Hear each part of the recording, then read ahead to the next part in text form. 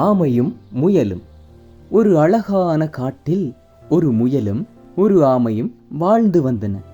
முயல் மிகவும் வேகமாக ஓடக்கூடியது. முயல் எப்பொழுதும் ஆமையை பார்த்து, நீ ரொம்ப மெதுவா நடக்கிற, உன்னை நான் ஒரு நிமிஷத்துல முந்திடுவேன், பார்க்கறியா என்று பெருமையாக சொல்லிக் கொண்டிருந்தது. ஒரு நாள் முயல் ஆமையிடம் ஓட்டப் போட்டி வைப்பதற்காக சவால் விட்டது. நாங்க இருவரும் ஓட்டப் போட்டி வச்சு பார்ப்போமா என கேட்டது. ஆமை அமைதியாக சிரித்துக்கொண்டே ஒப்புக்கொண்டது. அனைத்து விலங்குகளும் போட்டியை பார்ப்பதற்காக ஒன்று கூடின. போட்டி ஆரம்பமாகியது.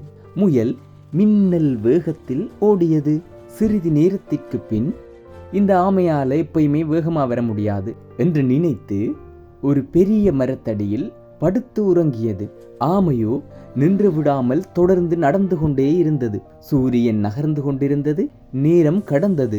இறுதியில் ஆமை முடிவுக்கோட்டை வந்தடைந்து விட்டது. முயல் திடுக்கிட்டு விழித்தது. வேகமாக ஓடத் தொடங்கியது. இருந்தாலும் என்ன பயன்? ஆமை முன்னரே முடிவுக்கோட்டை அடைந்திருந்தது. அனைத்து விலங்குகளும் கைதட்டி ஆமையை வரவேற்றனர். முயல் தலைகுனிந்து நின்றது. நீதி மெதுவாக இருந்தாலும் தொடர்ந்து முயற்சி செய்தால் வெற்றி நிச்சயம்.